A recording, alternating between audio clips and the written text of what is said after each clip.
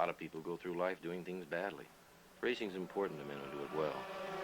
When you're racing, it's life. Anything that happens before or after, it's just waiting. Matt Williams got a brilliant start from the third row of the grid. He's gone, he's hit him, he's straight off at the chase. A half-second lead. Oh, with the sizzling car in the background. He has it. Oh, he's round.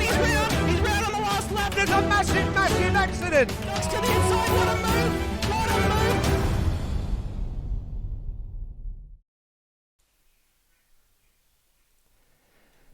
Good evening, everybody, and welcome to the start of Automobilista Australia's 5th season of endurance, the GT3 World Series for 2020.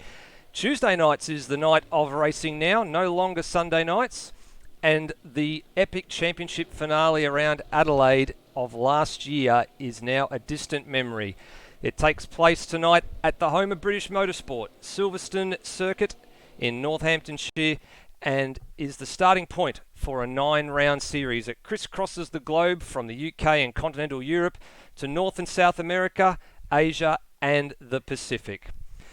And as always, the Outwell Broadcasting Channel is here to bring you everything that happens, and we start tonight with 60 minutes of the Silverstone circuit. My name is Steve DeVries, here for another season behind the mic of Automobilista Australia Endurance Racing, and proud to bring on board for this year, hopefully in a more permanent capacity, the man that, like Hans Brunswick is to supercars, this man is the encyclopedia to all things endurance. It's Michael Zalavari.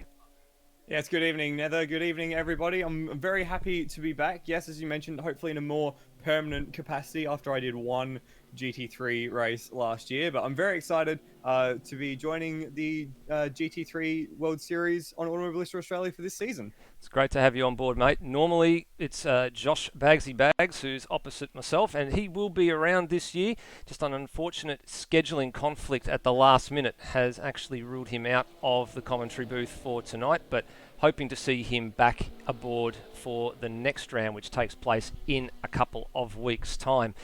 But it's a great time to be a part of AMS Oz. The 18-car strong field is just about ready to get going for the first qualifying session of the new season, and there's a lot to talk about which we'll cover tonight. We've got, as we said, 18 cars, a variety of makes and models that are out there, and in the back of shot we are just starting to see some of the cars starting to get themselves ready for their first stab at qualifying. Michael, it's a very colourful grid, isn't it? Yeah, it's a beautiful looking grid. I think it's one of the best AMS grids I've seen, AMS Oz grids I've seen so far in my time in commentary. We've got tribute liveries that reflect the actual liveries used in real racing, and we've got a few very, very cool looking original liveries, like for example the Brendan Foley livery that sits at the top of pit lane, the Apex rear wing livery. I think that's also got Thrustmaster on it as well. Very cool livery there, and it's just a very, very colourful grid. You can really see the amount of effort that people have gone in to make these liveries as the cars file out for qualifying here at Silverstone. Certainly is. Here they all come. Some liveries in there you'll be very familiar with. There's the Castrol livery, very, very famously run at the Bathurst 12 Hour this year. And Rick Kelly, Scott Dixon and co aboard the the Aston Martin there. Yep. That one's piloted by Termo. He's the leader of the R Motorsport crew this time. He's out there behind Brenton Foley, but they're not wasting any time getting out there. They are filing out of pit lane at a very rapid rate of knots. There's at least 8 or 9 cars out of the 18 already on the track. Only 15 minutes is the session length, but it's a near 2-minute lap, or just on 2 minutes, so you do not want to be wasting any time tonight. Yeah, and especially with the long track, you go through that fuel burn cycle and the tyre cycle a lot quicker. You get a lot less opportunities. So we were just seeing at the very end of practice some hero laps being put in. I think we had 5 cars underneath the 2-minute barrier in practice. So expect to see a bit of fireworks as we get towards the end of this session. Yeah, we expect it to get very, very quick as the session wears on. The quick man, and believe it or not, right at the very death as well. The times really started to come in practice. In actual fact, Steve Bolger was the quickest man for most of the time. We've had the practice servers up throughout the week at 59.521, but very quickly Brenton Foley and Lewis Wedding in the last 5 minutes of practice went to the top, both with 59.2s. Foley just a hair quicker. So he's out in front at the moment. We'll probably cycle up and see if we can pick him out of the list in a minute. He is the first man to... He's coming down to the final sequence of corners now.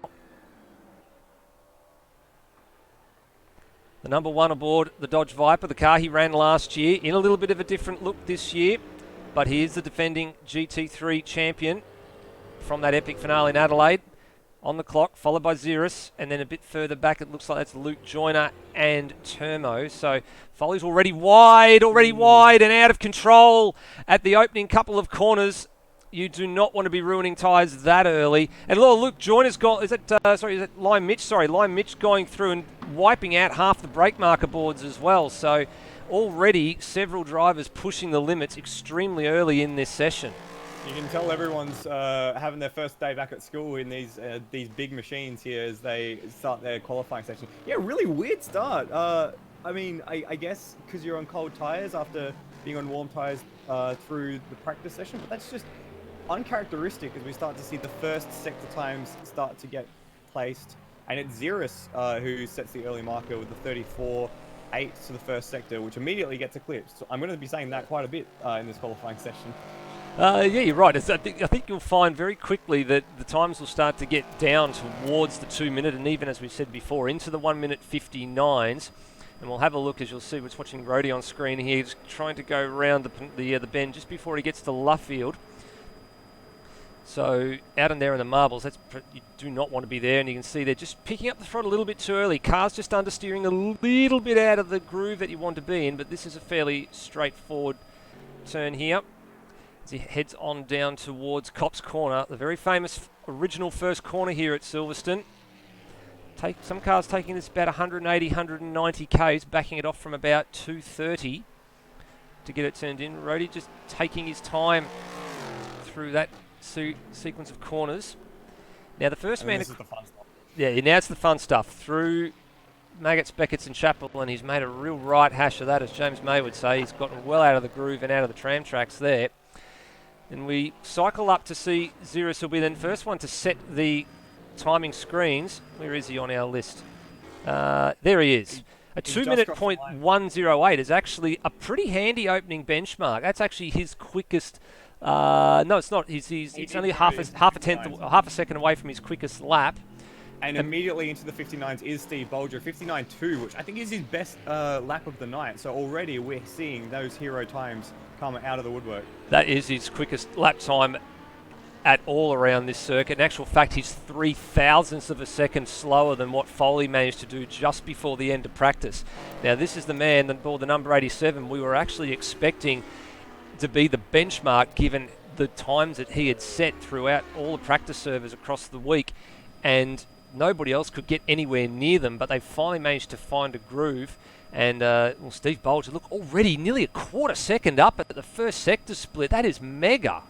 It is pretty great, but the problem is he's got traffic ahead of him, gets a little oversteery on the exit of Woodcote into Luffield. Now, that immediately ahead of him is Brendan Foley, who is one of the drivers who has gone under the 1:59, the 2 minute barrier. So he's on a hot lap as well, and I'm not sure that he would be too willing to let Bolger just run on past during this qualifying session. No, certainly not. He'll be out there trying to set that benchmark down, but for Steve Bolger, he'll be getting a nice old tow right here from the big wing of the big Viper. Let's have a look at what the second sector split is. It's about to come up just before they get to the bridge here on the Hangar Straight. That little white line across the thing there. He's lost a bit of time, Steve Bolger, but he's still up, most importantly. And now he'll use that draft to great effect. Foley now decides just to let him go and abort that lap. He's a little wide over the top of Stowe Corner. Just a little bit. Wasn't too bad. Is that enough to cost him some time here? Let's have a look how he gets to the club corner. The last few sequences just right. That looks pretty tidy. Little puff of smoke just as he went round the second to last right hand up.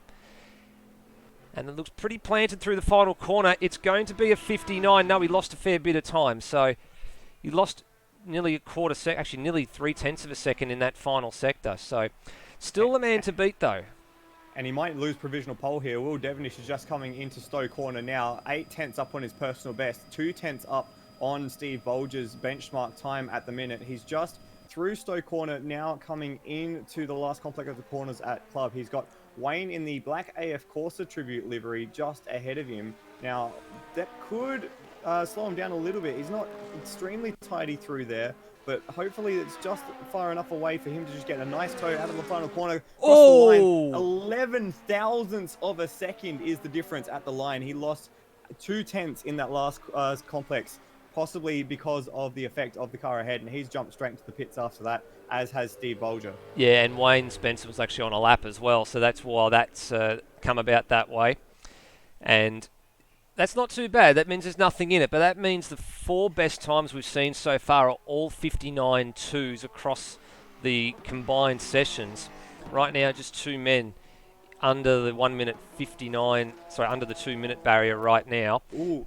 Actually, I'm going to draw your attention to Lewis Wedding, who's just coming through Stowe Corner. A 49.9 for the middle sector. Again, 2/10 up on the 2 benchmark times at the minute. Again, just coming through Club Corner. He is in the Antara Loose Sim Sport Dodge Viper. So it looks like the Vipers and the Hurricanes. Mercedes, actually. He's from the Mercedes. Sorry, it is the Mercedes. It is a Mercedes.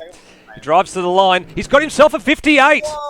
He's got himself a 58.784, and that is the brand new benchmark. So this is now the low fuel setups really starting to show their heads. Some guys really pushing the limits on full tanks in the practice session. We now see a 58. Mega from Lewis Wedding. That is outstanding. Far and away better than anything we've seen so far tonight. That's blown every other time by about half a second. Half a second. That's ridiculous. That's ridiculous. Here come the 2 Bentleys, Wayne Whitmore and Brendan Ross, beat the Bentley 4 Motorsport teams, mates. So they go up to, Wayne Whitmore goes to P10 and Brendan Ross goes P8. So they're the last cars to, the second to the last cars to set a time. Brenton Foley is the only man who has not set a time. Where's he at the moment? Is he out there on the circuit? Yes, he is. And just coming through Luffield now. He had a green-purple sector, a green first sector rather, but very out of shape coming out of Luffield into the old main straight here. So not necessarily all coming together for Foley the same way it did for Lewis Wedding. No, and at the moment he's just going through Copse Corner right now. He's actually just ahead of the second of the Loose Sim Sport Antara cars, Mike Coulston. This is going to probably be a pretty just solid opening lap from Brenton Foley here. Let's have a look what his sector split is when he gets to the Exeter Chapel corner. Just back in, just wanted to get away from him there through that right-hander. Just managed to keep it under control. Now we know Foley's no stranger to a car that likes to get sideways. He was actually talking in the chat a little bit earlier. He's gone the different direction this year with the setup. He just wants to try and keep it under a little bit more control. Keep it a bit more tame, but that's not keeping it tame. That's in the marbles, and that's well wide at Stowe. That's now his 4th lap that he's made a mistake, a significant mistake, and thrown it all away. So it's almost like he's trying too hard. I'm not too sure on what his setup is doing, but compare it to Lewis Wedding's lap, which we saw the tail end of, and it looked absolutely planted. Foley, he looks like he's trying too hard at this stage. There's 5 minutes left. He's just put it into 9th, but that was far and away from what he was capable of in the practice session. That's right, and at least now all 18 runners have set a time. Just looking on the other side of the screen here, I've just seen Steve Bolger light up the timing screens going through the Sector 1 split. He did a very, very handy green time, but it hasn't registered on my timing screen over here, so I'm wondering whether he's received a track violation for this one, but he was up on not only his PB, but he was up on the poleman's time as well. So we'll just stay with Steve Bolger to see if indeed he does register another time down here at Sector 2 and what that would have been. I don't think he will, because he didn't run wide through the farm sequence, the first 2 corners on the lap. So at this stage, I'm pretty sure, as he runs just a little wide again through that on Chapel, it's coming up on the screen, but not on the timing marker. And we've actually got Zerus, who's jumped into 2nd place with a 58.8 just off that mark as well. Geez, that's not that far away from Lewis Wedding either. That's a brilliant lap from Zerus, one of the ARW stalwarts. A little bit of an ARW invasion, actually, with himself and Heath Dixon and Roadhog coming in, and of course Brenton Foley and Rhodey, ARW alumni as well. But that's extremely handy bit from the multi-time ARW Series champion to jump up there onto provisional front row. And I think you're right here, Fuddy. Yeah, Steve Bolger's backed well and truly out of this lap and just setting himself up, I think, to start again. And you're right, he did obviously that running wide at this sequence of corners up here, the farm complex of corners, is probably what did him there. And Wedding improves again. Wedding improves to a 58.664, knocking off another 0.2 or 1/10 from his PB lap. So he was only a hair ahead of Xeris, and he's straight away gone and knocked another 10th off there. So the benchmark for everybody else is currently the man that they all want to hunt down when it comes to this sort of competition. He's the master of all things strategy, is Lewis Wedding, when it comes to GT3. He never puts a foot wrong. Even when you think he's done himself a disservice, he somehow finds a way to prove everybody, including the commentators, wrong. I think that's the perfect advertisement for Lewis Wedding. I think it probably is, actually. Yeah, we are 2 minutes and 20 seconds left in this session. So if you want a one last flying lap, you better be out on the track right now. So it's the likes of Termo, Matt Schwash, Brendan Ross, who are in the pits, and Xeris. And Heath Dixon as well. There's about 5 of them bundled up in the pits. There's no more lap times for them. You've pretty much got it. You're right, as you said, got to be on the track now. Now, those coming to the line right now are not going to get another lap. So 8th placed man is the next one across the line, Wayne Whitmore. Sorry, he's actually on an out lap, so he will get one more. So for everyone coming across the line now, they're starting their last lap. So this will be a bit of a shootout as we get the what do we have now? 14 cars on track to complete their final laps. You've got about 12 at the moment. There's about 5 or 6 of them sitting in the lane. So in the lane currently now, Xeris, Matt Schwass, Termo, and Heath Dixon. So there's actually only 4. So it means we've got 14 currently on the track. So Xeris is currently provisional P2, Matt Schwass 6th, Termo 7th, and Heath Dixon's unfortunately anchored to the bottom at the moment. So we're just having a look at sector times as they start to pop up. A few people setting personal best, but no one really setting the world on fire. I've just got my eyes on Steve Bolger as he starts his final lap, coming through Farm and Abbey at the moment, through the loop in that 87 car, which is they all look beautiful in this livery so far. He's just about to hit that first sector mark, and he's just coming under the bridge now, heading into Brooklands, and he's up on his personal best. I'll tell you what, there's nothing in it over there, though. I'm looking at it on the other screen as well. You're right, there's absolutely nothing in that time. That's very, very close. Brenton Foley's the man that I'm interested in. He's not that far up on his own PB at the Sector 1 split. Remember, he lost most of it in the final sector. He's gone a bit wide there coming in out of the Sector 1 split as well. This is his only opportunity to set a decent lap time. Now, clock's about to go 0. Lewis Wedding's going to get across for another lap. He's just done that. Just done that. Now, Will Devenish is the next man. He's going to get another lap. And behind him, it's Brendan Ross is not going to get another lap. So that's a bit of a difficult pill to swallow for Brendan Ross, but a 5th place provisionally is not too bad at the moment. Next man is his teammate, Wayne Whitmore. Has he got anything in the tank to improve? Currently on a 2:01.9. Does another 2:01.9, fractionally off that time. So still a bit to improve. Roadhog, the Viper, does not improve. Devenish has actually jumped into the pit, so he's not going to improve on his 4th position. Bolger's just coming into the last sequence of corners now, gets it very sideways on the entry to club corner. Let's see if he can get the power down on exit, come across the line. Let's see what he's able to put together. He does a 59.5, so he does not improve. So behind him is Brenton Foley. Now, this is the man we just said we were interested in. How's he gone through the first 2 sectors? He got green through each sector, so it's PB for Foley, and he jumps up to P5. That's a very, very good advancement late. He's just knocked off Brendan Ross from that position in P5 and celebrates by putting it in the wall. And I think we've still got Will Devenish. Sorry, not Devenish. We've got Coulston and Gary Neville, and Lewis Wedding is actually on track as well. Lewis is green through Sector 1 and just looking to see what he can do in Sector 2. He's green at the moment, so he doesn't need to go hell for leather at the moment. Mike Coulston, he's half a second off. And Mike Coulston knocks off a little bit of extra time now. Gary Neville is also on a PB lap through the first two sectors as well. That's a bit of an interesting angle going into the club corner. Very much pointing it out the apex there, hoping that it would stop. It's a line that It's I'd normally take.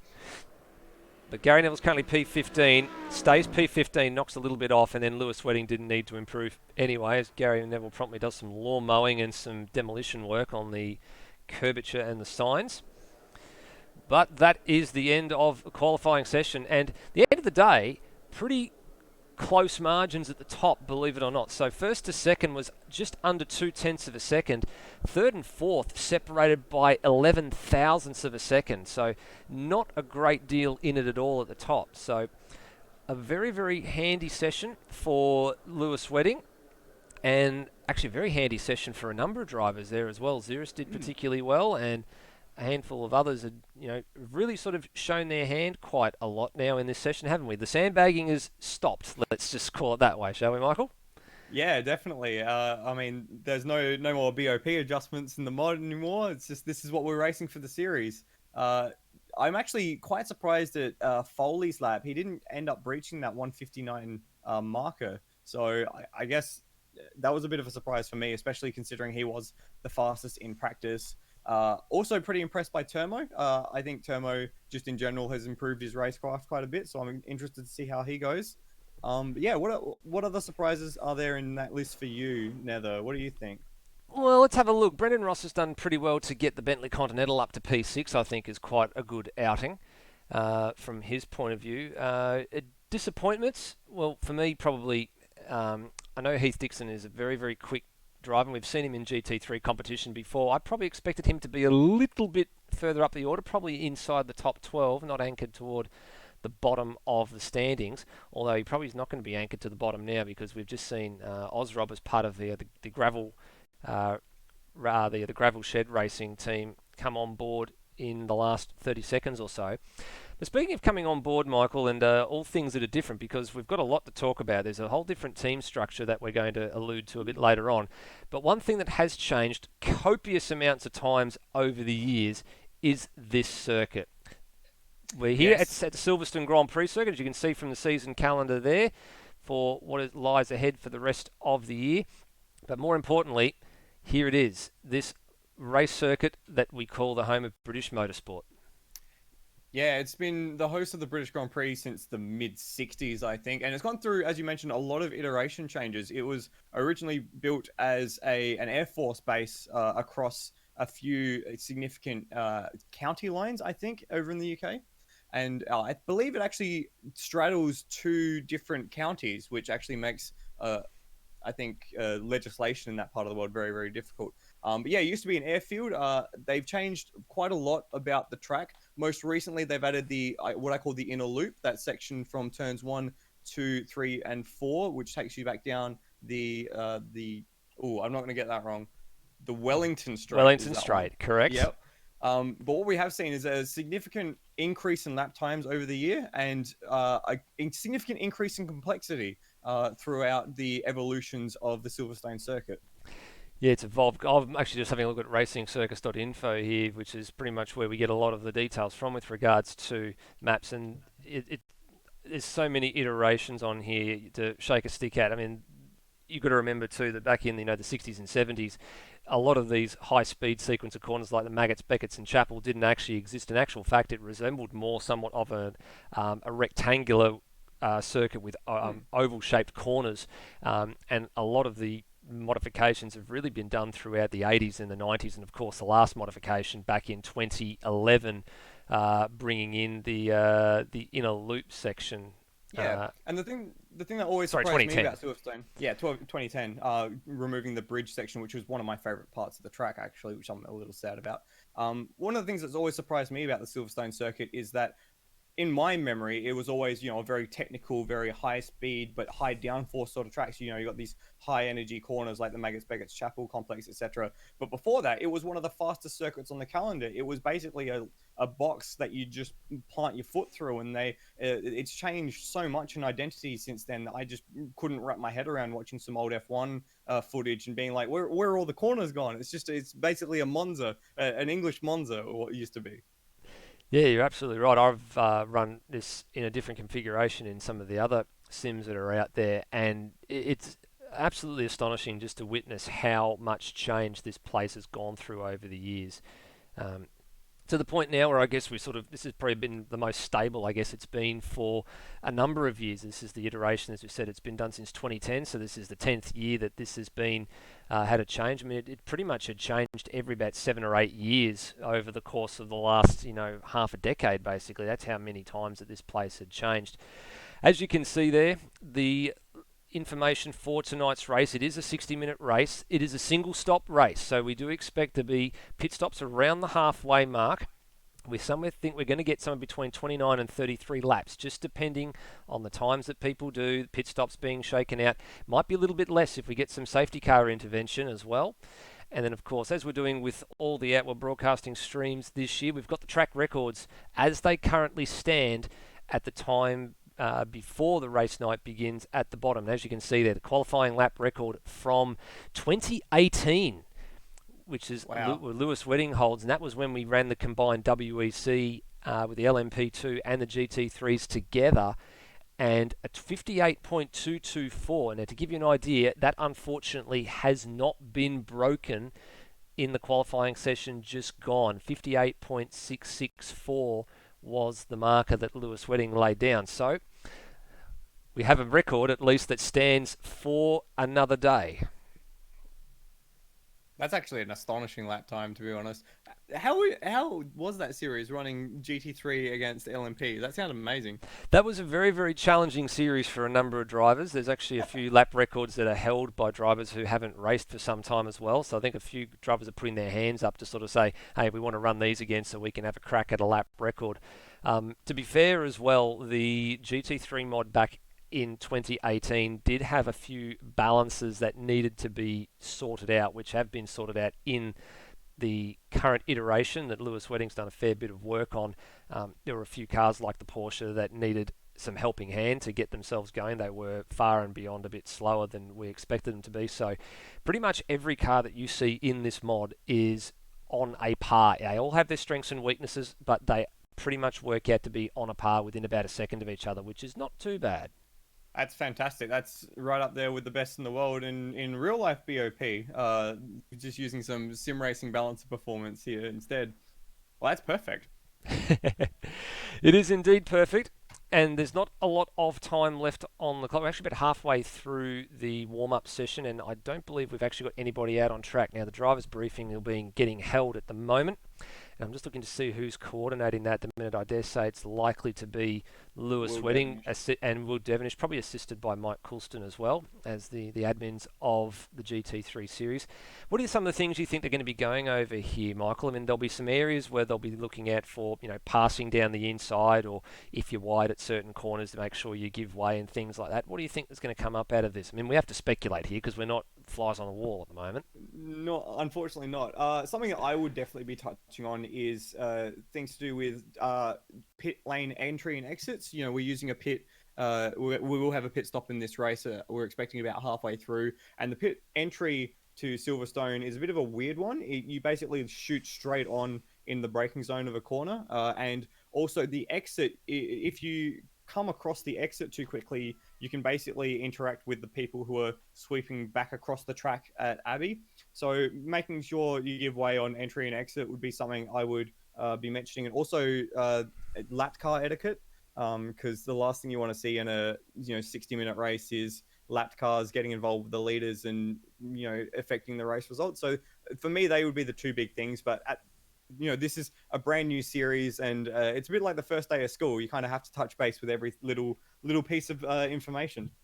No, that's right. And I think, unfortunately, we probably will end up with a few lap cars tonight, such as the deficit that some of the drivers are behind. I think the field spread overall is not too bad.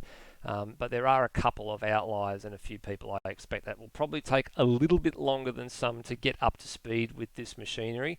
Those that have been doing some times in the low, obviously the 158s and 59s are far quicker than anybody else. To give you an idea, in the qualifying session, the spread from first to second is actually 5.9 seconds. So that's first to the last is 5.9 seconds. So that's a fair spread. And there was only really 3 or 4 drivers that were more than 4 seconds off the pace. But mind you, everybody runs at a different pace and everybody runs at a different frame of mind, I guess, as well. In actual fact, if you want something really, really weird to look at from the results, which you can obviously have a look at amsls.liveraces.com, the fastest man through the speed trap in the qualifying session just gone was actually Luke Joyner in the Lamborghini Huracan, 260.1 kilometers per hour, but he's down in 16th. Yeah, that's a weird one, isn't it? I guess that's because that speed trap is at the end of the hangar straight, so just before Stowe Corner. So yeah, interesting to note that some of the cars seem to be faster in a straight line, much faster in a straight line than some of the others. So for example, the Mercedes AMG seems to lose a little bit of a straight line performance compared to the Lamborghini Huracan, which is very popular in this series at the moment. Another car that might be slightly shackled is the Viper, although that may be more in part due to Brendan Foley's issues with it in that qualifying session. But that is the glory of GT racing, the idea being that you can take all of these different body shapes and machineries and balance them to a point where they're competitive against each other, and they all have their own specific characteristics and the way that they make pace. So I think we're in for a fascinating race. I really think we are too. And I mean, we don't pray that this happens, but we prepare ourselves for if it happens, and that's what we call the inevitable safety car. It has happened from time to time, and it has happened in GT3 competition on a handful of occasions. And it's at a point in this time that I want to go back to the GT3 calendar, because when we look at this calendar, there's a few that obviously stand out from places that we have visited before. So obviously Silverstone is the first round tonight, 60-minute encounter. A couple of new circuits that are in there. The next two we've not been to with GT3s before. So Circuito dos Cristais is actually Curvelo A. It's a Brazilian track. So we go from the UK to South America, then all the way back to continental Europe for the Red Bull Ring, which is probably one of only a handful of circuits I expect that are going to be under a 2-minute lap time, well and truly, compared to some of the other places we're going to. Mount Panorama, which was actually the scene of the very, very first Automobilista Australia race, would you believe, the official race. It's on record. The very first one actually was a GT3 race too, so a 2-hour encounter for Mount Panorama. Back to the UK for Donington. Then the 6th circuit on there is actually an interesting one. So Circuit Ricardo Tormo is actually the Valencia MotoGP circuit. So a big unknown for a lot of people with that one. It was a toss-up whether it was going to be the Valencia street circuit from Formula One or that one. And it turns out we're going to be running that one. So it's not a bad circuit in real life, but it will be a very, very interesting one. Let me just jump in and say the correct decision was made there between the Valencia Street Circuit and the Valencia Race Circuit. The correct decision was made there. All right, very good. And well, we're hoping that the coronavirus has disappeared from Shanghai by the time we get there. Hashtag thanks China. If you want to start that one up on whatever it's called, Twitter, then you can credit me for doing it. I don't have a Twitter handle. I think Twitter's for twits, but that's my 2 cents. But yeah, Shanghai for a 60-minute encounter, which we've been to before in GT3. The big one that we've been to multiple times in endurance racing is Monza, and every single time we tend to go there, this is why I brought the calendar up, we tend to have safety car intervention, and it tends to be a bit of chaos. So if you want to have a look at some of the previous streams we've had on here, you'll see that there's been quite a few endurance finishes in GT3 over the years. One of them was actually a last lap, 1 lap dash to the finish line where the clock had gone 0, when the safety car was still out. So we ended up with a one-lap sprint. That was a fantastic finish. Wasn't that also the series finale for that year as well, and resulted in like 3 or 4 different championships being decided on that last lap as well? That was the Albert Park Grand Prix one. That was the WEC, the Albert Park Grand Prix you're probably thinking of. But yeah, there has been a finale held. I think it was for the Porsches at one stage when we had the Boxer Cup running back in 2018 at Monza as well. And then to finish it off, the 2 hours of the Glen. I think there's a lot of guys looking forward to that. First foray for anyone in AMS Oz in competition to Watkins Glen, and I'm led to believe that is the full layout as well. So it's going to be the international layout with the boot and the chicane. So that one's going to be quite an interesting one to commentate on, I think. Yeah, that's going to be a fantastic one. That's one of the best circuits in America, I think. And on the whole, the thing that strikes me most about this calendar is 2 things. One, we're going to varied locations around the world. And secondly, all of these are absolutely classic tracks. They all have a significant amount of history, whether that be in GT racing or otherwise. They're used for a variety of different things. And just based on looking at the tracks, we're going to be in for a great season because these tracks are going to produce great racing. And these, if we get entry numbers like this, we're up to 19 now on the server with Ozrob jumping in. We're going to just have fantastic racing for all of these races. No, you're absolutely right. This is one of the series that's been quite well represented over the years. I know that a lot of people come to Automobilista Australia mainly for the supercars, which will be on this channel on Thursday night, which has been brought forward a little bit. But GT3 has always presented some really good and stable and solid numbers. 1 or 2 rounds, we've had a few low ones, but majority of the time we tend to see really good racing, high quality racing as well in the endurance discipline here. And we will cut now over to the warm-up session because there's a little bit of practice going on and plenty of drivers, as you alluded to, Michael, coming in and practicing their pit stop entrances. Yeah, this is just the perfect time to do like the 1%ers, the pit stop entries, making sure that you hit your marks on the entry and exit. Because as I mentioned, it's a really, really weird pit lane. You actually lose a remarkably small amount of time transiting the lane here because here they come. You basically cut off that entire last corner complex. So I'm just watching Xeris and Lime Mitch hit their marks on the entry there. Yep, as are we. Very nicely done for the both of them. As I say that, Mitch almost tags the wall. And just while we're watching these guys do some pit stop practice, do you want to have a quick moment to explain how the teams are working in this series? Because it wasn't a traditional choose your teammate and your car and run whatever. It was very different before the season started. It certainly was. This was something a little bit unique and a bit different, not only to try and balance the field, but to try and bring the quality of some of the drivers up a little bit more. So we actually had what was known as the GT3 lottery. So people registered their interest for the series that they wanted to run. We then had a lottery to actually assign drivers to each team. So there were teams that each had 1 pro driver, and then each pro driver inherited 2 silver drivers. Now, there's a couple of drivers have actually jumped out and decided they didn't want to run in the series anymore, but that's okay.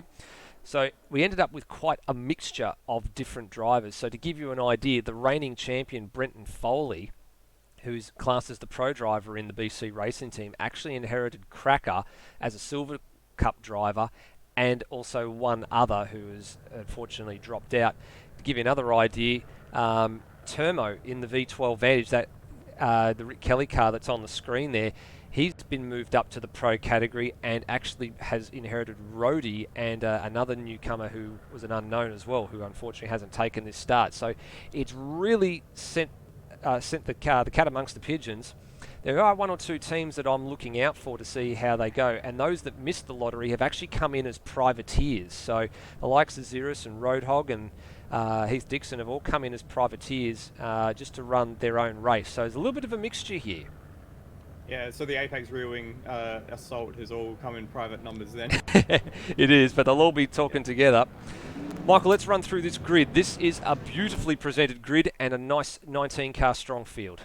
Yeah, it's fantastic, Steve. So off the front, we've got Lewis Wedding setting a 1:58.6 in qualifying to take pole position in the Team Antara by Loose Sim Sport Mercedes. Behind him is Xeris in the ZNB Racing Mercedes AMG. He's a regular in Apex Rear Wing, so that's where his prestige comes from. Then it's Steve Bolger in the Gravel Shed Racing Lamborghini, beautiful looking color that one is. And then Will Devenish in the Glenn's Fault Racing, so partnered up with Glenn Miles, I think. Correct.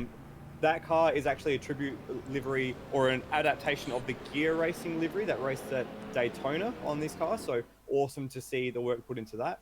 Then it is Brenton Foley in the BC Racing Viper that we were very used to seeing last year, number 1 painted on the side.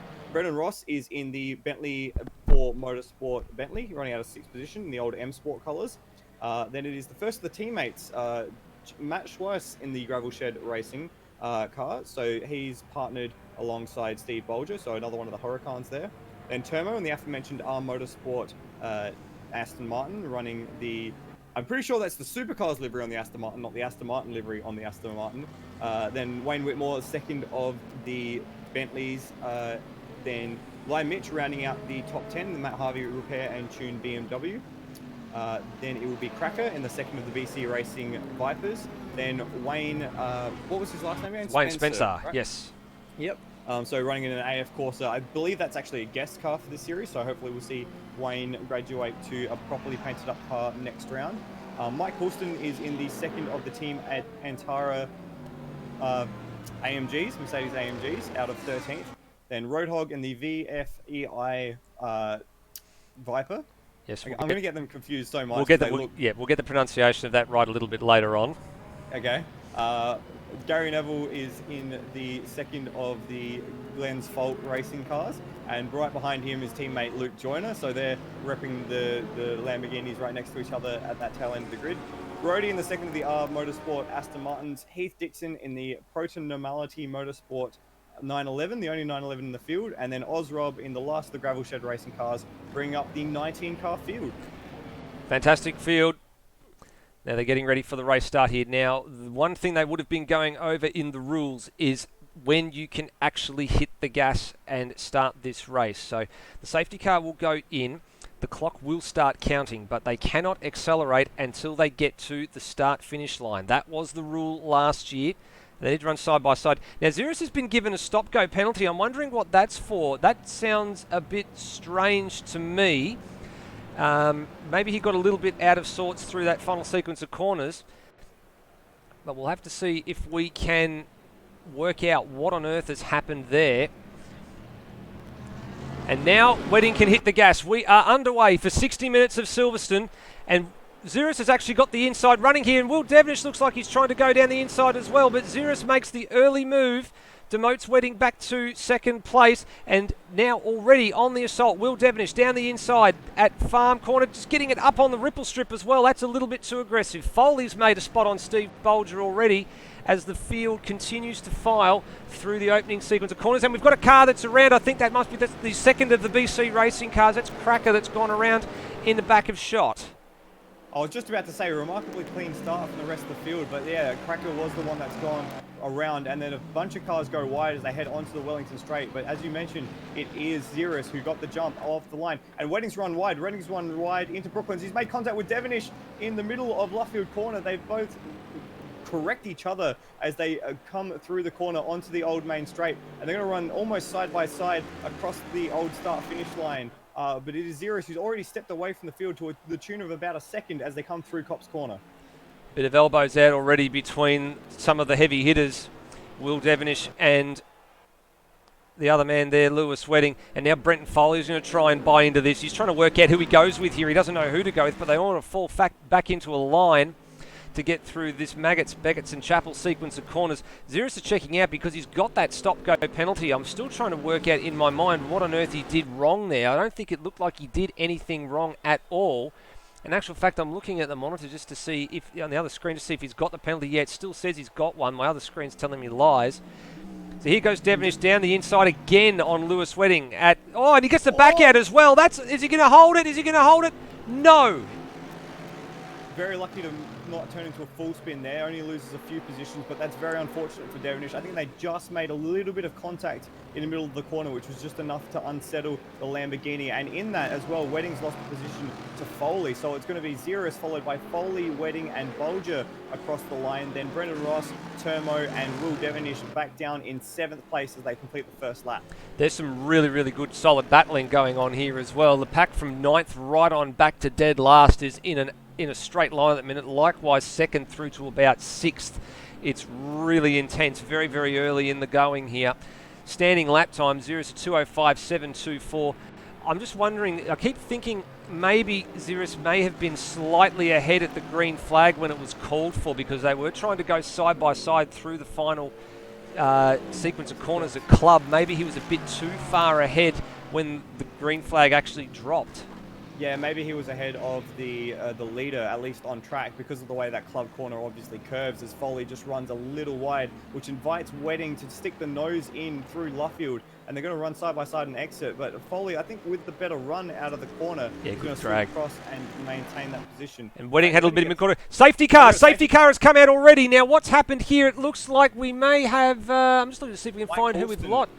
Maybe Mike Coulston. No, Cracker's gone around. So Cracker went around at the back of Shot. Let's see if we can pick up what has happened to the BC Racing driver. Oh, it was Mike. It was Mike and Osrob that started it, and it turned into a bit of a kerfuffle after that. Oh yeah, looking at the onboard here. Oh, there's cars absolutely everywhere. So let's take that back and rewind it back, and let's see if we can pick up what exactly happened. So here's Mike Coulston in the aftermath. Oh, this is looking ugly even as we're rewinding the shot here. This is not something we normally do. But he was right up there. He's trying to go to down the inside. Oh, so Osrob had gotten down the inside of Mike Coulston. Mike got into him, who got into, I think that's Wayne Whitmore as well. So it was an absolute mess. And then the rest of the field, because they're so tightly packed behind, just had nowhere to go. Cars strewn everywhere. And in the end, it was Whitmore and Cracker facing the wrong way. Osrob off the circuit, and yeah, just a bit of a mess to start the second lap of the race. But we are under safety car conditions now, which if you're Xeris is exactly the opposite of what you want, because now you've got the compression of the field immediately behind you. So he still has to take that penalty, I believe. If it's not been cancelled in server, he still has to take that penalty. And with the field being compressed behind him, it's going to drop him well off the back.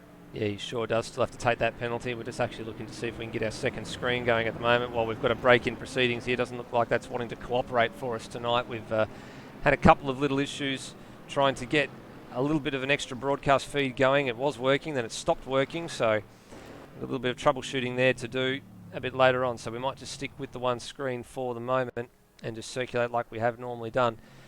So yeah, this is not what Xeris wanted to see. A safety car so early. Would have had to come in and serve that penalty anyway.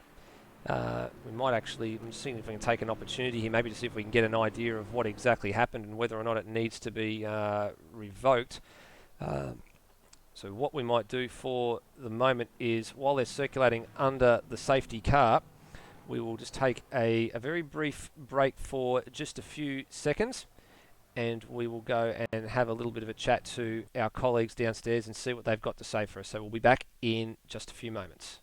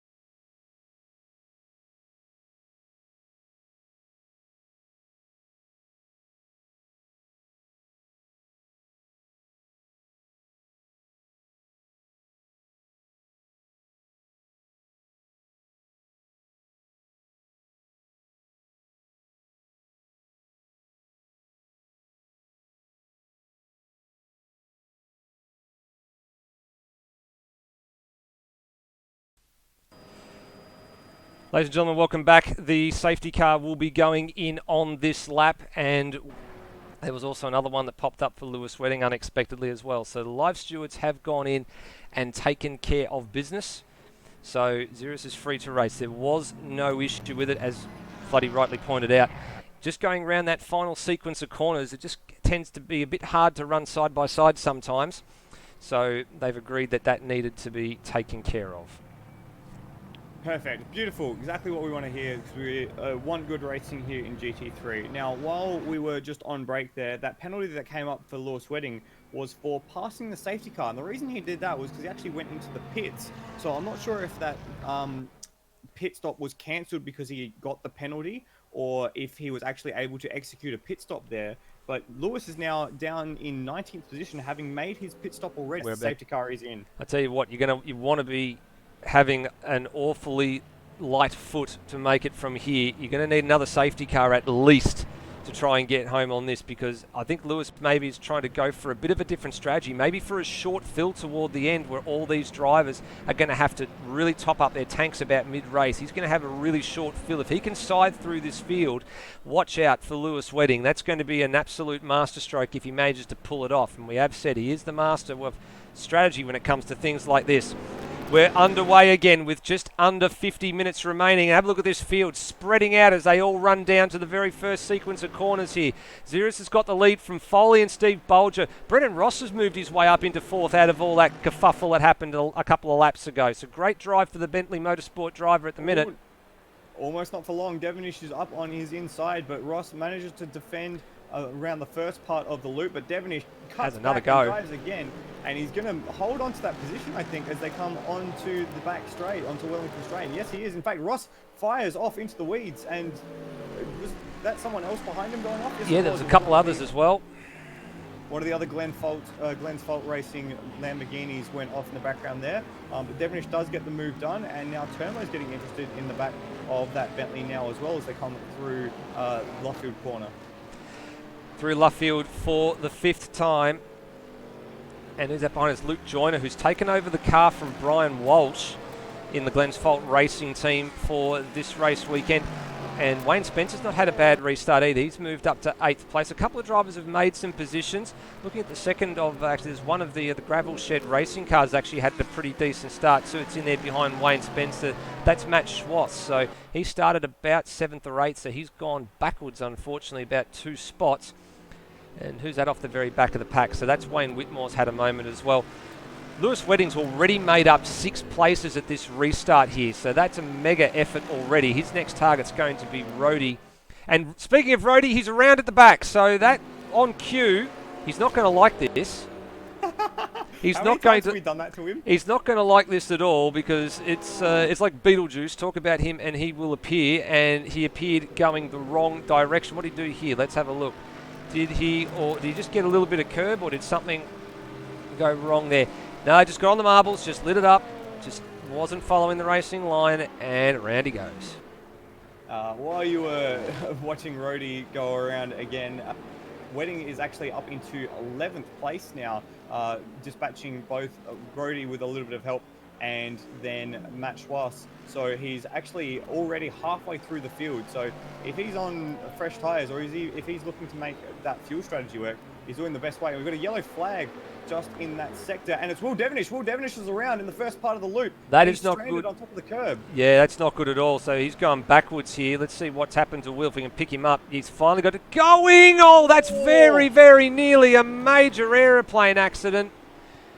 I think that was Mike Coulston. I think he just got in a little bit too hot. Yeah, just got in a bit too hot and just got hung up on the curb, and he had to wait. So that wasn't the... Yeah, that's where he got hung up right there. That wasn't the issue. The issue was right about now when he starts to try and engage reverse gear and finally gets it off the curb, and Mike Coulston was coming around the corner. Oh, and there's a cigarette paper in that. That is very, very dangerous. Yeah, lucky not to end up with a more significant accident there. And I wouldn't be surprised if he gets a bit of a talking to after the post-race about that, because that was not Raven, as the 14-year-old inside me would say. No, absolutely not. That was extremely bad luck for Will Devonish there, and that's actually probably ruined his chances really of contesting for this win, because he's one of the ones we like to call the heavy hitters. And now he's got some real work to do. He's effectively got to do what Lewis Wedding's doing right now and punch out some really good solid laps and pick off these back markers as quickly as he can, or the slower cars rather. Speaking of the heavy hitters, back up to the battle for second between Brenton Foley and Steve Bolger. Foley just got a little wide coming out on the exit of Beckett's and invited Bolger to have a look into Stowe Corner, and Bolger was very kind. He actually backed out of it and let Foley maintain that position. So what this is doing is it's compressing the two of them and allowing Xeris, who just set the fastest lap of the race, to just stretch out a little bit of a lead. They've got a big gap over Turmo and... Foley's had a moment though, Floody. Foley's had a moment through turn one. He got two wheels right up on the curb on the right-hand side. Really unsettled the car, and he was lucky to get away with that. Steve Bolger actually had a moment through turn two, so Bolger should have been there to capitalise on that mistake. Yeah, it is a long race. We still have 3/4 of it remaining, but if these guys are making mistakes, you want to be there to capitalize it. And instead, what's happened to Bolger is he's been the one who's lost out. It's now a second between the two when they were almost swapping positions a few corners ahead. Next man that Lewis Wedding is going to try to pick off is Luke Joyner, and here he goes down the inside at, I believe that's turn 5 and Brooklands. So good job there for Lewis Wedding. Textbook pass at the end of the Wellington Straight. Now he's got to set his sights on the back of the AF Corsa car of Wayne Spencer, which shouldn't be too difficult to get in a straight line. I think he'll just time his run and probably pick him off, I dare say, on the back straight, on the the hanger straight on the run down to Stowe. Yeah, it'd be a brave man to put it on up the inside into Cops or into Maggots. Although Wayne's had a not a very fabulous exit at all out of the Cops corner, and Wedding took advantage of it very, very quickly. So how Wedding managed to maintain that amount of speed as he hit the sausage curves on the inside of Beckett's corner was absolutely outstanding. He had the car basically on two wheels, crossed up and sliding, and managed to just pirouette it around the apex of the corner. Now, he's got a bit of free air ahead of him before he gets to the battle for fourth between Brendan Ross and Turmo. So we could be seeing some cracking laps coming in from Lewis Wedding as we just watch. I think that's Roadhog just in the background running a little wide out of Stowe. Yeah, let's have a look at the lap times that Wedding actually manages to do, because his best at the moment is 2:02.7, which is some 7/10 off the quickest lap of the race. And that was his last lap actually as well, which was his quick lap. Now it's a 2:02.0, so that's actually, it's not the fastest lap of the race because Xeris has just done a 2:01.844. But now we'll be able to see what sort of times Wedding can do relative to the drivers ahead as everyone's starting to settle in. So ahead of him, Brendan Ross did a 2:02.1, and so too did Turmo at 2:02.1. So if they can maintain that pace, this is not going to be an easy bridge for Wedding to cross. No, but remember, Wedding did pass 3 cars on that lap. And the Turmo and Brendan Ross, they're engaged in a very willing battle, and Brendan Ross is already down the inside into the Wellington Straight. Oh, big lock-up though. Massive lock-up, but he's going to manage to hold it, so he's very lucky to get away with that one. Yeah, I don't think the lock-up was nearly as bad as it may look, although Turmo is showing a lot of interest on the back of that Bentley now. Because that corner, you're trailing the brake a lot on the inside, it means that you've got a lot of opportunity to catch up that braking if you do have a lock. So Ross modulated the brake very nicely there, and he's managed to get that position from Turmo, leaving Turmo to... Have a look at the exit that Turmo's got. Turmo's got a really good exit out of Cop's corner here and really gets under the rear wing here. Now Lewis has switched the headlights on, warning these guys that he's coming and coming at a rapid rate of knots, but there's no point doing that, Lewis. Everybody else has got their headlights on as well. Turmo couldn't do anything with that exit though. He had a very good solid exit. But meanwhile at the front, this is really starting to heat up. The top three have now really joined forces here, I guess so to speak. Well, joined forces in the fact that they're about to oppose their forces against each other and have a real red-hot go at each other as Bolger's well out of control out of Stowe corner. Stowe corner, yeah. Yeah, interesting to note that Foley and Bolger seem to be a bit faster than Xeris. I'm not sure if that's Xeris maybe holding back a little bit, but he doesn't seem to be nearly as lively in the car as the other two cars behind him. And in fact, all three of them just set new fastest laps, one after the other. Wow. Bang, bang, bang. Yeah, 2:01.1 for Xeris, 2:02 flat 0.6 for Foley, and a 2 flat 0.0 for Steve Bolger. So that group at the front has closed together almost as much as the group for fourth as close together as we enter lap 9. And the sector times through that lap as well. The bad one for Ziris was the first sector. He had a 35.3 compared to the others behind him doing mid to high 34s. And then it balanced out a little bit better from there as Foley has a look down the inside of Ziris going into turn number 6. He's backs it in. He gets the sideways out. Ziris gives him some space. And Ziris is going to fight it back down here at Luffield as well. That's fantastic stuff. Bolger's going to try and stick his nose in on Foley's Viper, but there's no room at the end there. And in the end, it's as they were. Very lucky for both Ziris and Foley to escape with just minor contact. But Foley's looking again as they head into Cops. He's going to be brave to throw it in there, and he thinks better of it, deciding to just slip behind as Bolger lurks in the background. And further off in the background, actually, Wedding's got them both. Wedding got both Termo and Brennan Ross on the last lap. So he's about 8 seconds, or you can see right there, just about 8.5 seconds shy. There he is, back a shot. Just managed to get past them. So is he going to drag the other guys behind him up into this battle? That'll be interesting when this becomes a quartet, but it's probably not going to become a quartet for a couple more laps just yet, as the helicopter gives us some fantastic shots of this trio down the hangar straight. Yeah, I think the interesting thing is when Wedding catches this trio, they might all be thinking about pit stops. We're just over 20 minutes into the race. Remember, it is a hour-long race, so we're expecting pit stops around the 35 to 25 minutes remaining mark. So it could be serendipity that Wedding catches onto the back of the group just as the group splinters to go through the pits. Well, then that presents him with a huge advantage. As we said, he's going to take over the lead of the race at that point, and then he would end up with a shorter stop than all of these guys together, so he would potentially come out with a significant advantage.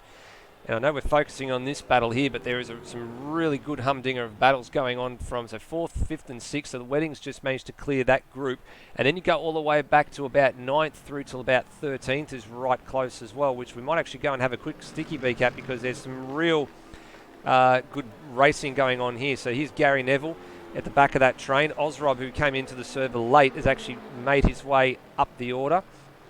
He's now behind Roadhog. Now, of course, you can see the abbreviation there, VFEI, and we are going to get this pronunciation right because, Michael, you're Italian, so this should ring some bells for you here. It's Velocità di Forza Esplosione Induanale. What? It stands for Crotch Explosion Force Velocity. That's what Roadhog names all his teams, and he ends up doing them in different languages. Like there was, I think we've seen Swedish, we've seen some sort of Brazilian or Portuguese language, and now this apparently is for Italian. So VFEI is Velocità di Forza Esplosione Induanale. I'm not okay with this. I'm not okay with having this knowledge.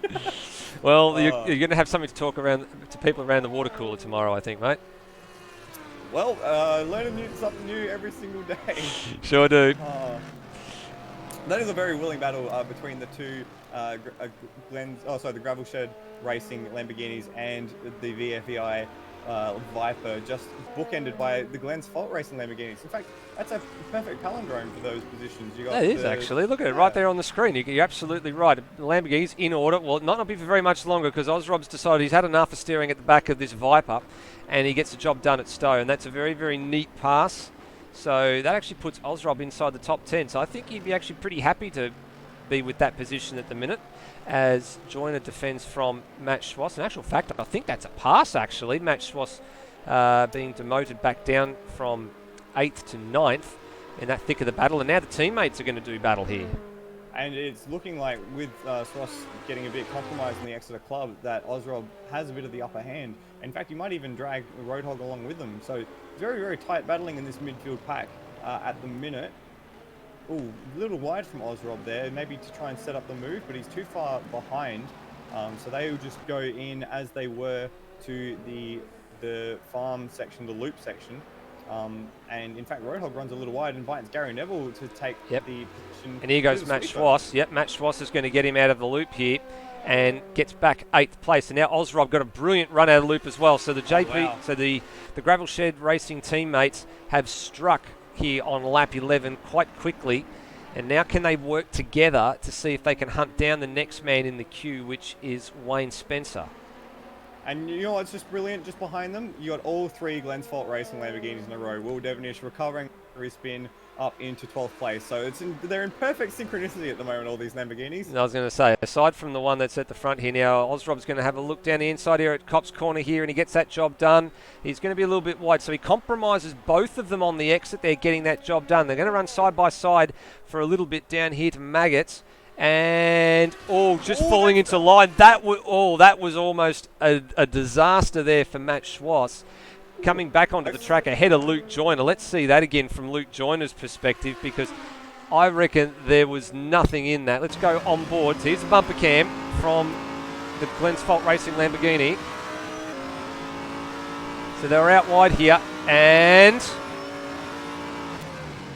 there was contact. There was contact really? In that. Not much, but there was contact. Yikes. Very lucky to get away with it. Just on that as well, Devonish has actually processed both Joyner and Neville, so he's ahead of that group. Very lucky. I've seen that happen in multi-class racing. WC last year had a Ginetta make contact with one of the leading GTE Pro Ferraris at that corner and basically destroyed the Ferrari on the exit. So it's a very scary prospect to have cars make contact on the entry there, and they were very lucky to get away with that in the way that they did. This man on screen has halved the deficit to the race leaders, or very close to halve the deficit. Lewis Wedding, he just posted the fastest lap, the only man to go under the 2-minute barrier for a race time, so 1:59.802. The race lap record is a 1 minute 59.1 if you were looking at your screens a little bit earlier. So he's still got a fair way to go. And unsighted to us as well, Brenton Foley and Steve Bolger have exchanged positions in the last couple of laps as well. And that was just at the beginning of this lap.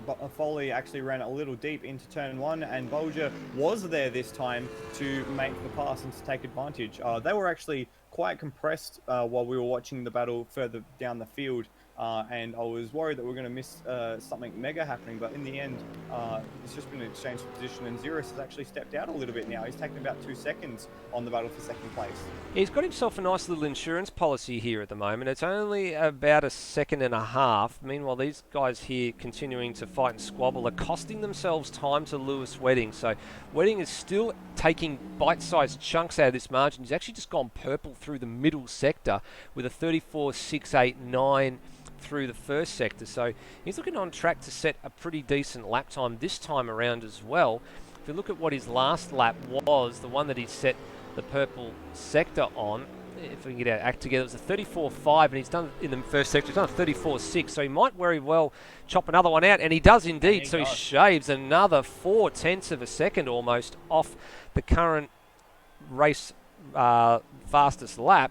Still got a little while to go to get to the lap record, but I wouldn't put it out of contention, especially if he's going to be on fresh tyres and a much shorter tank of fuel by the time we get into the pit stop sequence, which we should be expecting to see in probably the next 5 to 10 minutes, given we have had a little bit of safety car intervention.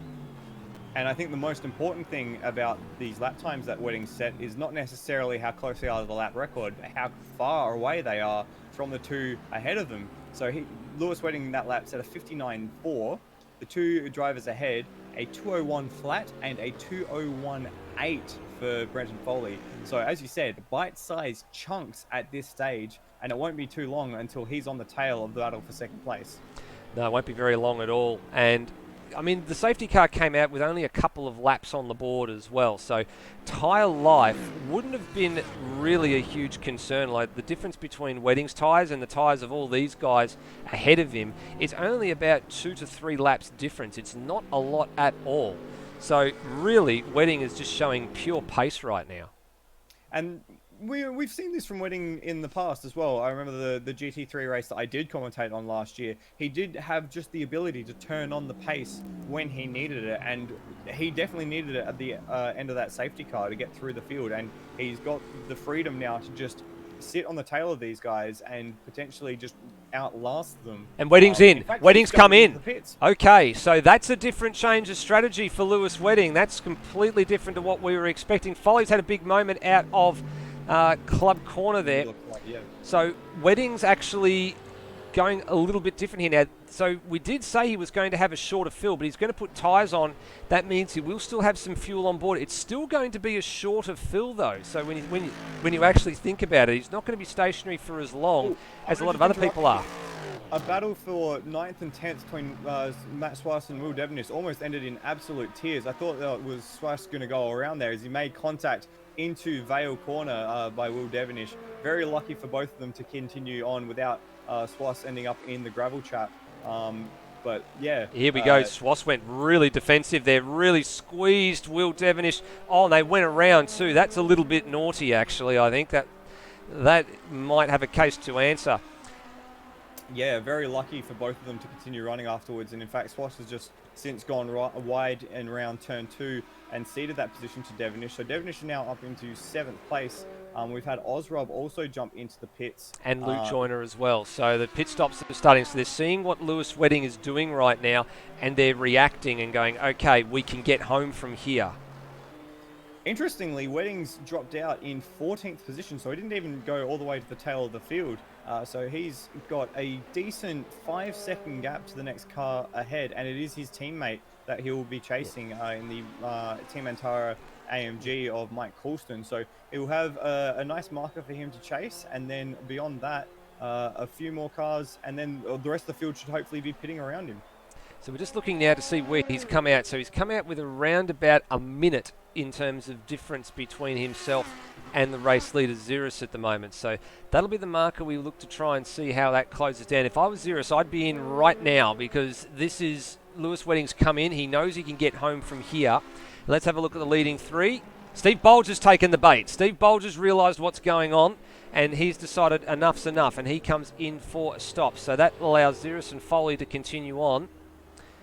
Here comes Brendan Ross. So it's all starting to kick off here. They're all seeing what Lewis Wedding has decided to do, or most of them have anyway. Some drivers are still staying out there. Now, where's Wedding in all of this? So there he is, actually behind his teammate Mike Coulston. So his his stationary time in the pits was, what did he say here?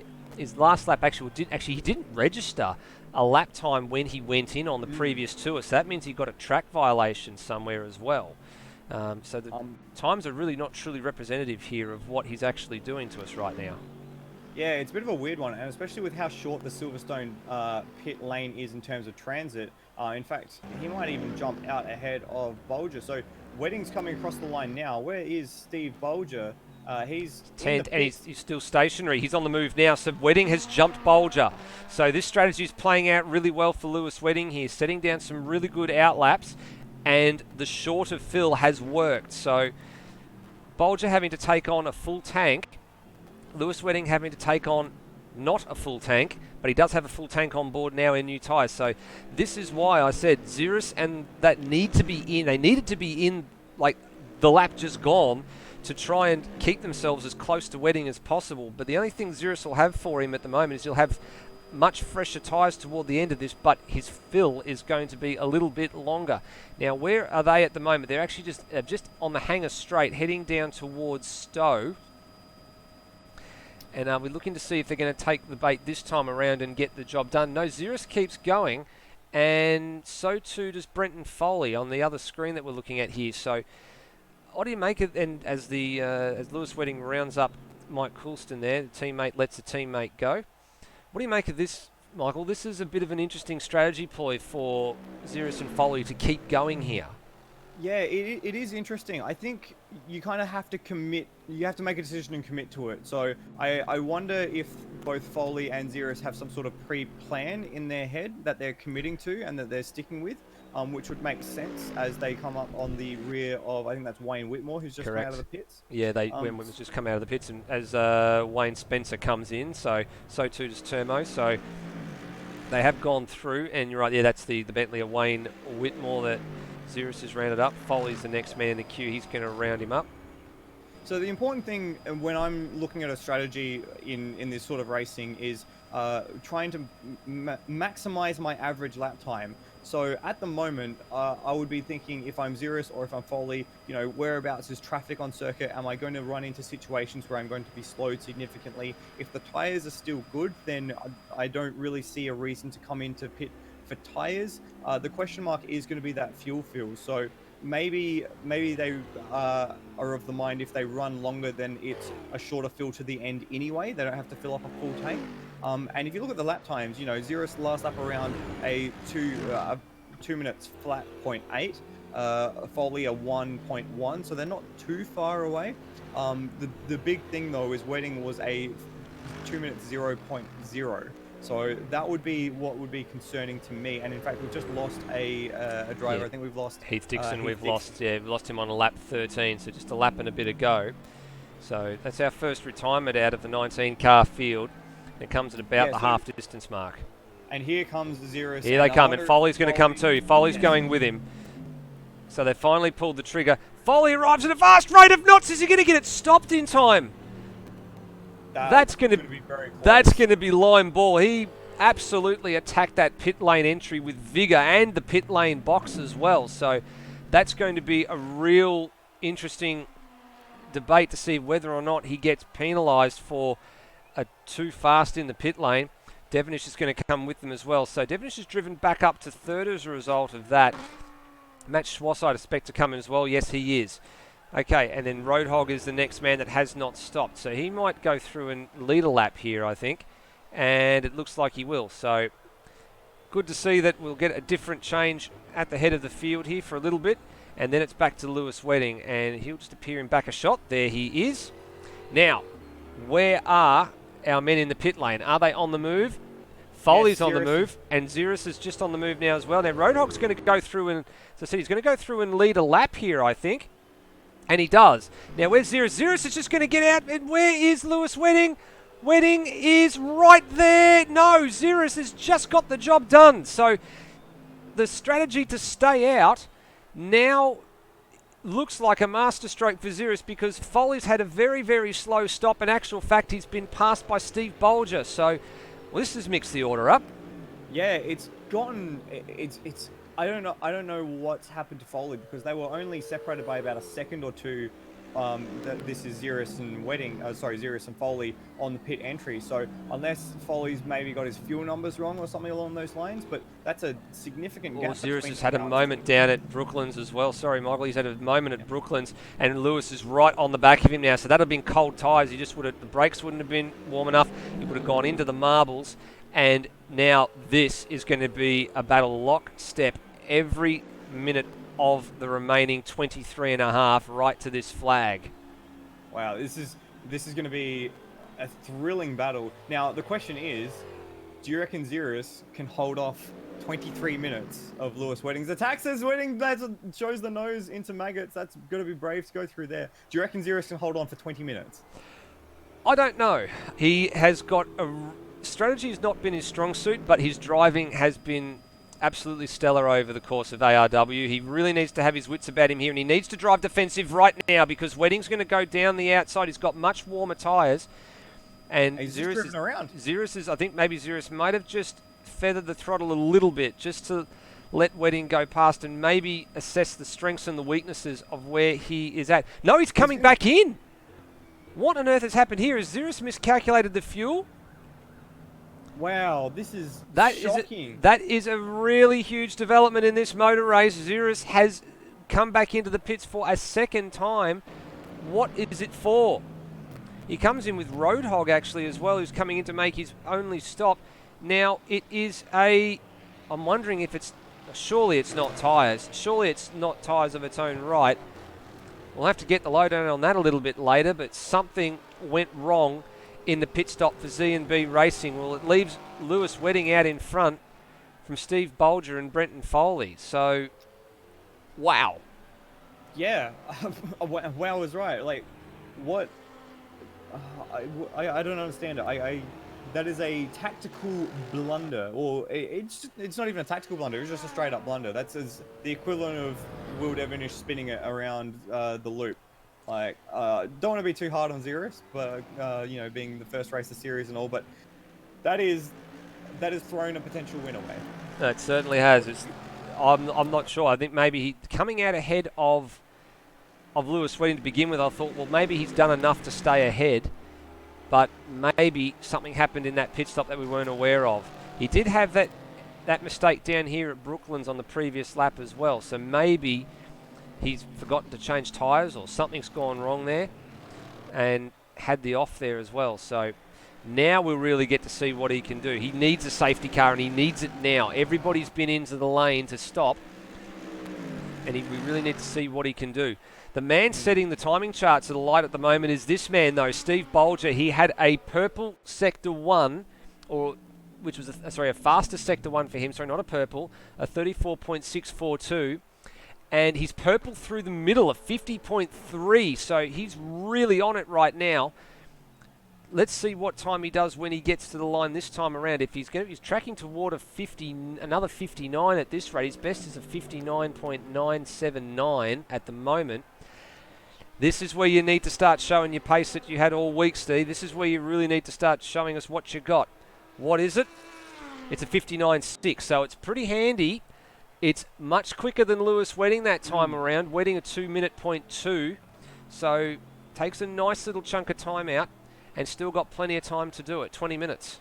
Yeah, but it's a 5-second gap, and I don't think Bolger is 5 seconds over 20 minutes quicker than Lewis Wedding.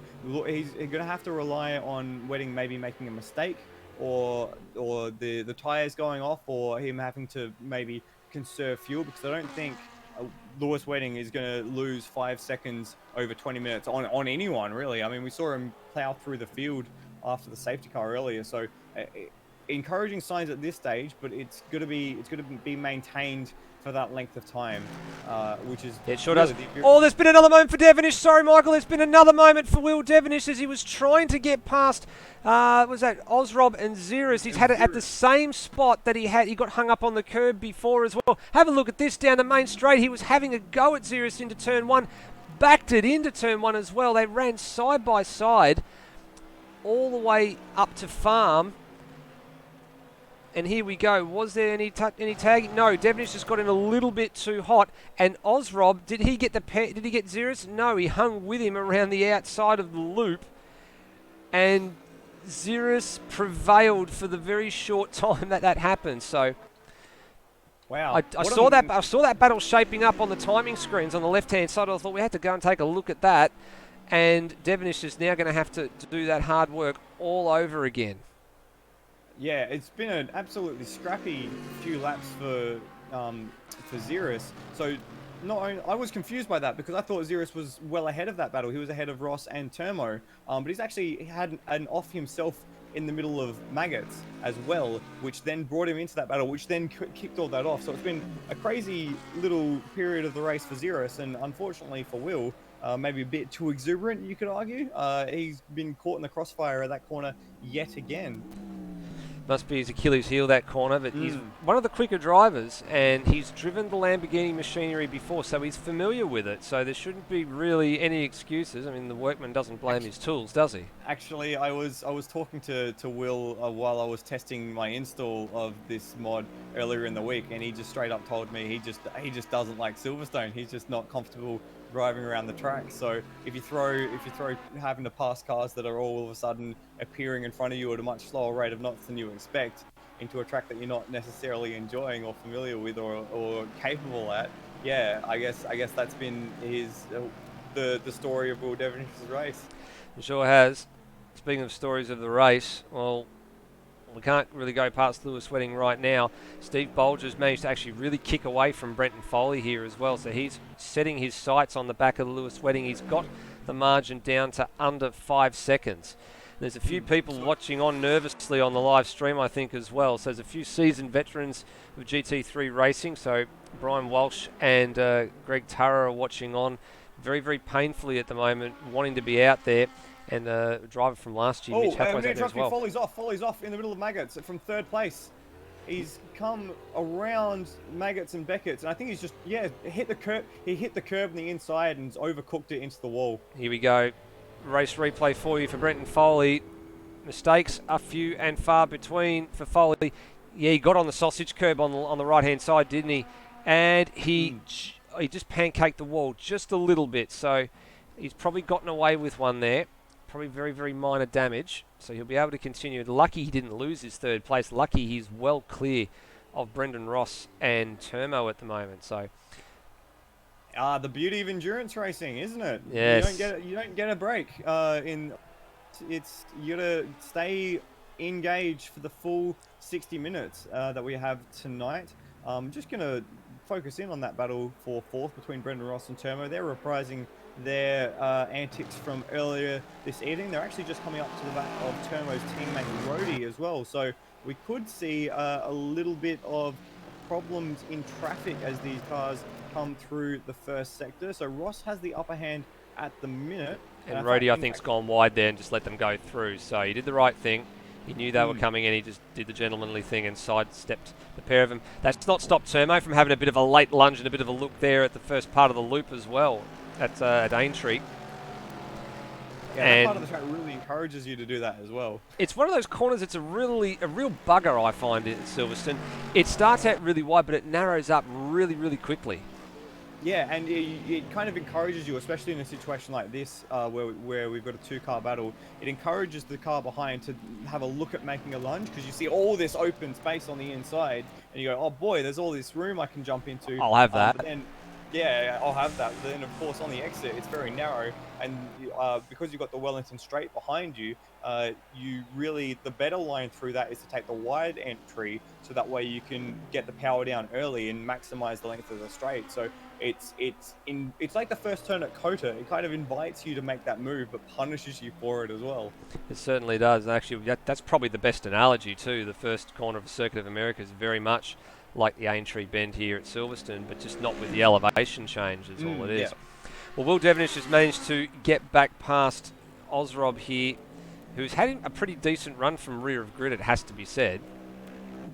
Up to 8th place right now. But only what could have been for Will. I think if he can get back to the rear bumper of Ziris and maybe try and then hone in on Turmo, then he'll have probably be pretty happy with a 5th place finish. But I think that might be a little bit of a distance too far to achieve. Ziris will be the realistic one that he'll be setting his sights on the back of now, because he did have a red hot go at him down into turn 1 a couple of laps ago, which, as we said, brought him undone at the same corner that he got hung up on earlier in the race. Yeah, but the thing is, Ziris is kind of settled now. He's setting comparative lap times to what he was before. He's stretched out a little bit of a gap. It'll take not a superhuman effort, but it will take an effort for Devenish to overcome that gap. You know, just looking at lap times as they cross the line, Ziris is 2 minutes flat 0.1 and Devenish a 1.1, so lost a second on that lap alone. I mean, I know that he had to pass Ozrob during that lap, but it looks like Ziris has finally settled into his rhythm. In fact, it looks like we've had a positional change between Ross and Turmo just ahead of them. Yep, that's literally only just happened as well. So you are right, there has been a change of position for Turmo and Brendan Ross. Let's see if we can find what happened here. It looks like it's coming out of the loop. They both took a fair bit of curb at Aintree and through the loop. And it looks like did Rossi get wide? There was a plume of dust. Yes, he did. So he got well wide, and that allowed Turmo. That was an easy pass in the end, actually. Yeah, it's weird. On my screen, it looks like Ross has actually had a connection issue or rubber banding moment. It didn't look smooth through that section of track, so I'm not sure what's happened there, but it's definitely just allowed Turmo a bit of an easy run. So that gap now between the two is about 1.5 seconds as Ross gets a monster amount of curb heading through Maggots and Beckett's and manages to settle the big Bentley Continental down enough to complete that section of track. So yeah, a bit of a weird moment there, and it looks like the mistakes are beginning to creep in, because this would be by far the longest race that these drivers would have done this early on in the series, or this early on in the season or the year. No, sure. It's I don't know what quite way to word it apart from the way that you've just done, but there's not long left in this time for this race before it finishes. So we're probably going to get, I'd say, another 7 or 8 laps here. So what are you seeing out there, Michael? Do you think that Bolger's going to be able to mow down Wedding? I mean, this gap at the front is just, it's not getting any real bigger at any rate of knots. It's not getting any smaller at any great rate of knots anymore either. No, but it's consistently coming down. We made mention a few laps ago that it was 5 seconds. It's now only 3.5. And if you look at the last lap times, Wedding actually had a bit of a stinker of a lap at 2 minutes flat 0.5 versus a 59.8. So it could still be on the cards. But the thing is, of course, it's about at this stage of the race, it's going to be more about making mistakes and who doesn't make mistakes. I mean, Bolger just very then, as if on cue, just ran a little wide through Copse. So, speaking of Steve Bolger, I want to bring up something here too. We were talking about, it's consistently coming down. Have a look at the lap times over the last 7 or 8 laps. I'm going to read them off to you here. So since his pits, take the pit stop one out of the equation. 2 minutes 0.7, 2 minutes 0.4, 159.6, like a metronome. Sorry, you're right, not palindrome, metronome. It's getting late. Yes. It's a long race. It's a long race. It's a long race by our standards. It's getting late. He's doing very, very consistent lap times, and we'll see what he does this time. He has had a couple of little issues on this lap.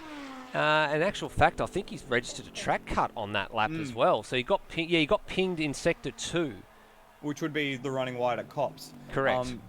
Just for comparison's sake, since that pit stop that Lewis Wedding has made, he actually hasn't set a 59. It's just been mid to high, even 2-minute lap time. So I wonder then, if Wedding gained a bit in the pits by maybe not taking tyres, because we know Wedding's very, very kind to his tyres. He has a driving style that promotes smoothness and enables him to last a long time on tyres. Maybe he's decided that after that run through the field, maybe he can just back off the tyres and maybe just sort of sit on that same set. Because you would expect Wedding, we did make mention that he can kind of turn on the pace when he needs it, but you would expect, it's not necessarily comfortable to see that lap time or that gap behind coming down consistently, is it? No, and there's a few corners I'm just keeping an eye on Lewis at the moment, just seeing how he attacks them relative to how Steve Bolger's attacking him. Like out of Luffield, he was treating it as a true double apex corner and taking a very late apex at the second part of the corner, trying to maximise his run off that corner down the straight towards Copse. So I'm wondering whether he's just trying to balance that car at the moment, and as you can see here, taking a nice tight line through Stowe and the traditional line out wide. So just maybe trying to think if he's trying to maximise his corner exit. Of course, the straight line pace of the Mercedes is a couple of Ks down on the Lamborghini. So I'm thinking maybe he's trying to get something more out of these straights than Steve Bolger is behind. We'll get a comparison lap time this time around. Wedding a 2 minutes 0.9, Bolger behind a 2 minutes 0.8, so another 0.6 of a second. So Bolger's doing all the right things. He just maybe needs another 10th or more each and every lap, and he's going to be right with him with only about 2 minutes or so to go, maybe even slightly less. Maybe it could be a last lap pass. And the thing is now, with that gap as small as it is, you can kind of see the car ahead of you. You get that psychological advantage of you're just out of reach. In saying that, though, what I will say, just watching Lewis Wedding from the chopper cam that I had, it's incredibly smooth. Every single input is precise and it's perfect. So even though the lap time might not look stellar, from a driving perspective, there is absolutely no oversteer, there is no understeer, there's no grab at the wheel. Everything is just perfectly measured at the moment. Certainly is measured. Sorry, before you go to that question, you were talking about measurement, and Xeris measured that move absolutely perfectly into turn 3 on Turmo. He's caught the back of Turmo and Brendan Ross, who's actually gotten back past Turmo in the last couple of laps. So Xeris is on the march, looking for P4 right now, and Devonish is just a bit further behind. And we'll go back to your measuring point right now. Yeah, so what I was about to say was, I wonder, the question is, not Turmo, sorry, I'll start that point again. The question is, has Wedding measured correctly with the amount he's taking out of the tyres versus the amount of lap time he can concede to that car behind him? Because that gap now, we made mention, was 3.5 seconds, only 2 laps ago. It's now 2.5 seconds. So we could be in for a grandstand finish here, even if for the lead, while this battle for 4th rages on a bit further back. Well, the battle for 4th, I think, is probably going to go on through this sequence of corners, and if any move is going to be made, it's going to be made down here at Stowe, or it's going to be back down at turn 3, where Xeris got the move done on Turmo just a few moments ago. Can he get the exit lined up nicely on the Big Bentley? Big Bentley punching a huge hole in the air. It's not the most recent Bentley, it's the previous iteration, Continental GT. And Ross is just driving it straight down the right-hand side here, and Xeris steps out right at the perfect time, makes his move, and forces Brendan Ross out into the weeds a little bit, into the marbles, but Turmo's not there. Turmo's in a battle of his own with Will Devonish at the moment. So Xeris is back to P4. Just an update on the battle for the lead. 2 minutes 0.7 versus a 59.7 for the battle for the lead. That's a full second. That is mega. It's coming down. And just a quick comment on Turmo's lap times. His lap times have actually fallen off a cliff a little bit, setting a 2:03 that lap around. Previously, he was in the 2-minute flats, so I wonder if he's maybe flat spotted a tyre, because the last few laps have been well off the pace. He lost it mainly in Sector 1, so 36.1 in Sector 1 is well off the pace compared to what everybody else around him is doing. And in actual fact, he had a pretty rough Sector 2 as well, 51.5, which is about, you know, where most of the midfield guys are sort of doing their numbers as well. In actual fact, he's often back a shot as well, and Devonish is going to have him. So Turmo made a mistake at Aintree, and we might go back and have a quick look at that on the replay if we can, if we've got some time. Yes, we do. So Devonish actually was looking for the switchback here, and gave him a little bit, got him underneath, and stuck his nose in there, and gave him the space, but just gave him too much. Yeah, made it easy in the end for Will. And your comment on sectors 1 and 2 being the problem areas for Turmo, that is where all the fast corners are. So it wouldn't surprise me if he's struggling a bit for tyres. Just a quick update: we have just lost Gary Neville from the server. It looked like a connection issue as he came across the main straight, and then the car disappeared into the pits. So bad luck for Gary Neville in the Glens Fold Lamborghini. He dropped out of 14th position, which is a real shame. Yeah. This battle at the front now again, Lewis has finally responded with a comparable lap time, 2 minutes flat 0.2 versus a 0.1. So only 1/10 gained by Bolger that time around, but it's certainly getting a fair bit closer than I expected. What we were talking about this 18 minutes ago. That's right, and you know what the big number in this is? There's no lap traffic going to be in play. The only car that's a lap down at the moment is Rhodey in 18th, which is soon to be 17th when he makes the time up. But the next man is Cracker, who's ahead of this battle of Lewis Wedding and Steve Bolger. In actual fact, he's almost down at Cop's Corner, whereas these guys have just come out of Luffield, so there's still plenty of space. I don't think they're going to catch him at this rate. It'd be very touch and go if they do. But Bolger's got to pull it out of the bag. He's got to pull it out of the bag now, because there's going to be, I'd say, probably about 3 more laps left in this one. We've got 3 and a bit minutes left on the clock. We'll get to the line with probably about 2 minutes and 30 seconds or so, I'd say, remaining. And we'll get another 3 laps after that. Yeah, because it's the full time allotted plus an 1 initial lap after it. Yeah, which we have been tripped up with before, and has actually tripped up some fuel numbers in the past as well. So it can get a little messy as we get towards the end of the race. The closest battle on track besides the lead is the battle for 5th.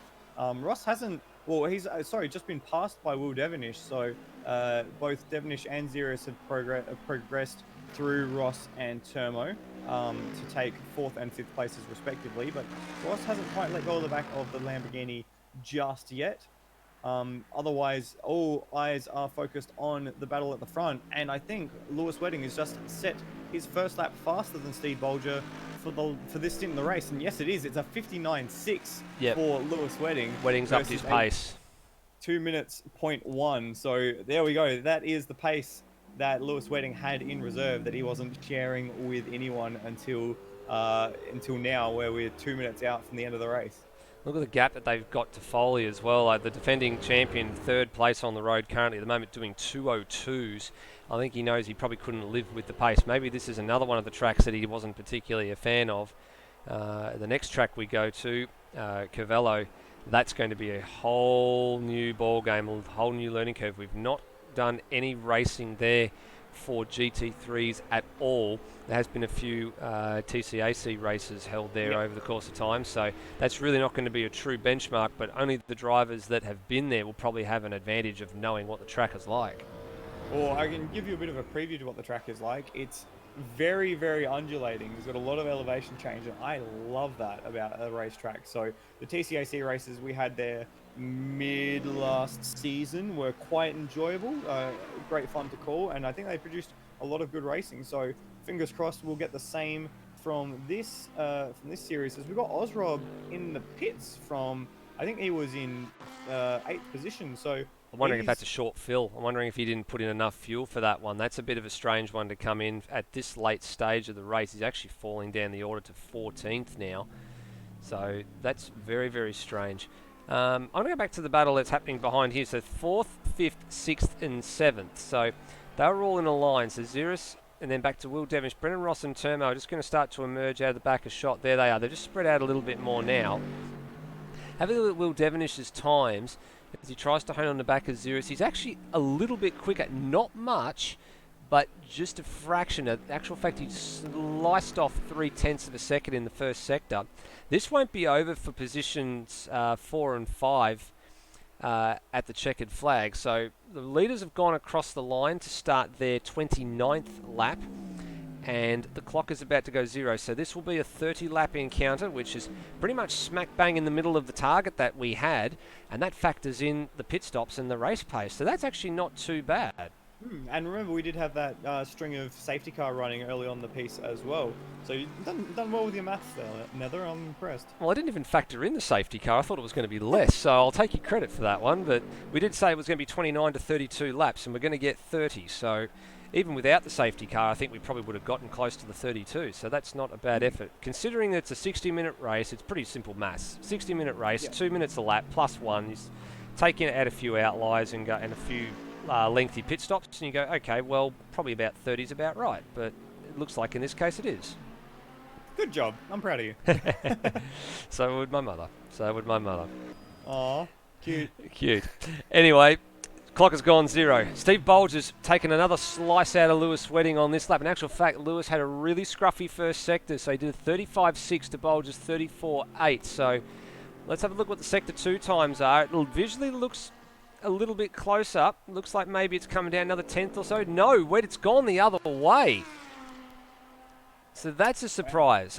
Visually, it didn't look like it was 2.1 seconds. It still looked like it was a little bit closer. So Bolger's had a moment through that middle sector somewhere, dropped all of the advantage that he'd taken away in the first sector alone. So I think it was just a little scrappy through that middle, through the Maggots Beckett's Chapel section. Just a little bit of oversteer, a little bit of tyre smoke, and that's given the advantage back. But they're coming across to start their final lap of this first round of the GT3 World Challenge. Yeah, white flags in the air for the race leaders. There they go. In actual fact, it swings back the other way now, 1.8 seconds. So the 0.3 went to Bolger, then it went away from Bolger. Now it's gone back to Bolger. So that's a little bit of a weird one. A little bit of smoke ahead. Did Lewis make a little mistake there? Bolger going to push hard to the flag here. So. And remember how I said a few laps ago about Wedding's driving looking super smooth? Mm-hmm. It's certainly not looking super smooth anymore. He's just had a little bit of a moment on the exit of Aintree there, just a little bit of oversteer, and it's looking not ragged, but it's looking frantic. It's looking just a little frayed. 3/10 lost in that lap alone. Devonish sets a new fastest lap of the race of 59.455. He's still in pursuit of Xeris, and that's getting a little bit close. We'll keep an eye on that battle. Not anymore. He's just made a mistake through turn 2, so he's thrown that away. Back to the front here, because that's where the battle is. And it's still Lewis Wedding. That gap is now only just a second. Maybe Lewis has got to save some fuel as well. It's just over a second as they come through Copse Corner. This could still go either way. This could be very, very close finish. So can Lewis get a good exit out of Copse Corner and maintain the advantage? There's a bit of lap traffic ahead. It's not going to be a factor though. Mercedes looks pretty planted through Maggots, Beckett's and Chapel here. Very, very nicely done. Slightly different line. Bolger taking a little bit more curb through the first part of Chapel. And 1.5 seconds becomes 1.4. I think he's going to be safe just for the minute. Barring a mistake, Wedding will be safe. As we said, the lap traffic that's just ahead is not going to be a factor. All he's got to do is just keep it on the tram tracks, that is the racing line, and he's going to come home and strike first. In actual fact, he's coming up to the back of his teammate here, so a little bit of a close run thing in the end. It got a little bit closer than he probably would have liked, but he's going to hold on, Lewis Wedding. Loose Sim Sport Team Antara, Mercedes AMG strikes first in the GT3 World Series for a race win ahead of Steve Bolger.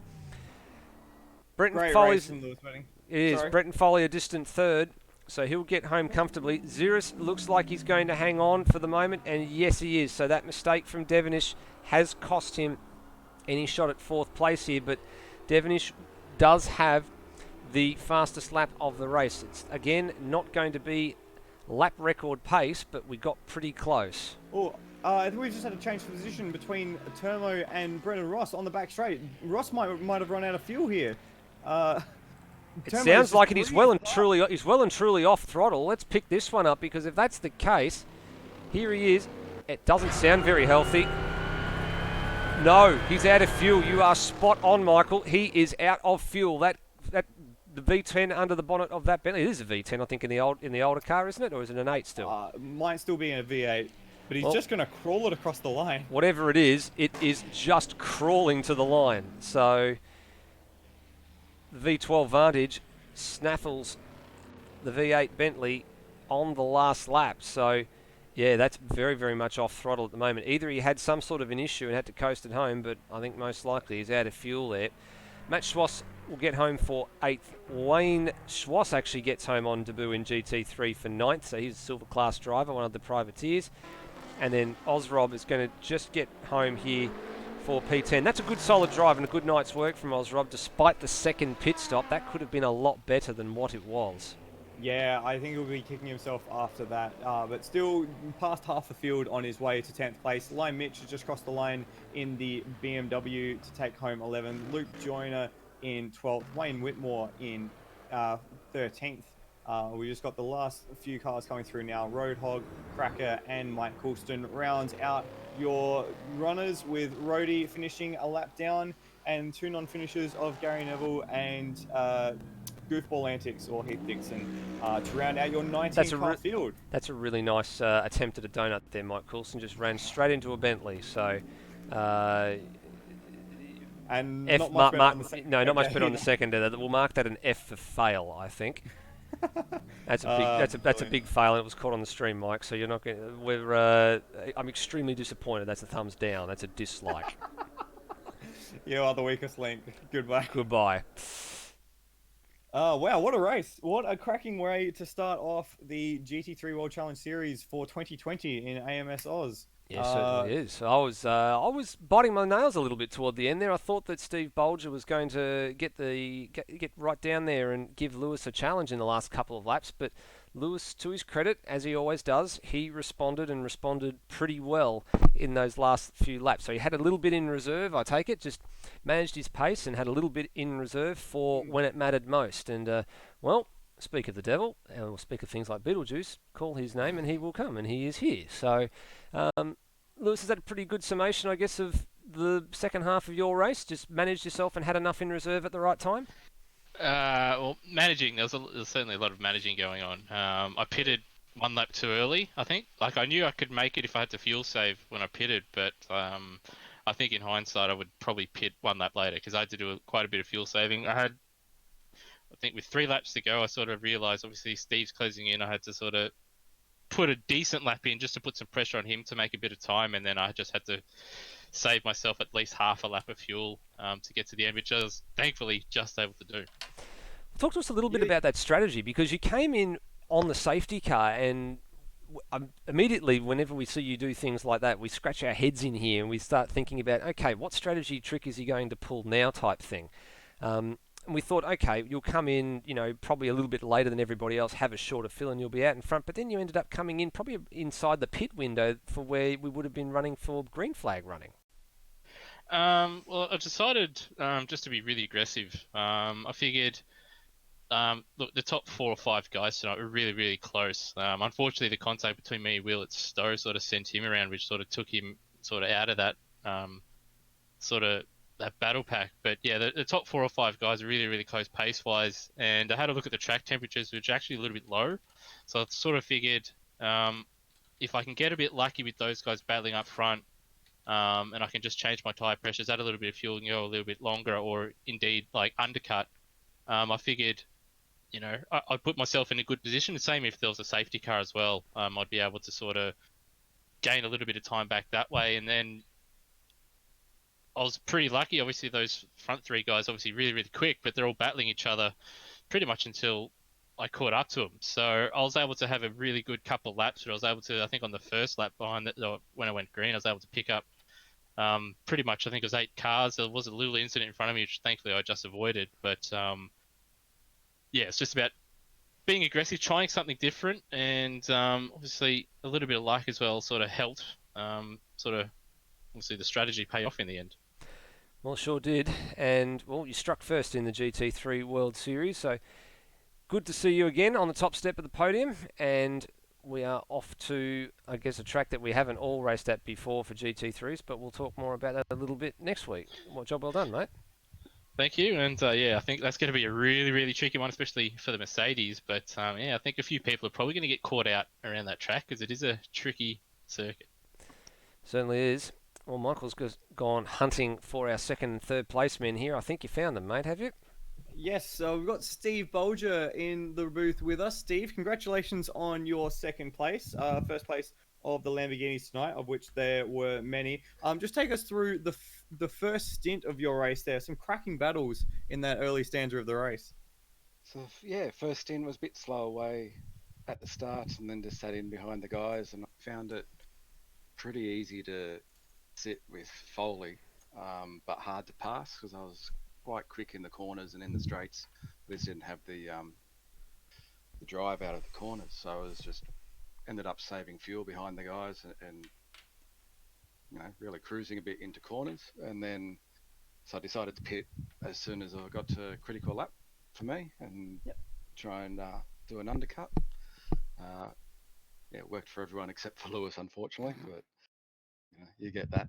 Yep. Cool. And in that second stint of the race, you and Foley again were attached at the hip. Take us through your battle alongside him, because it was a cracking battle between the two of you for that second part of the race.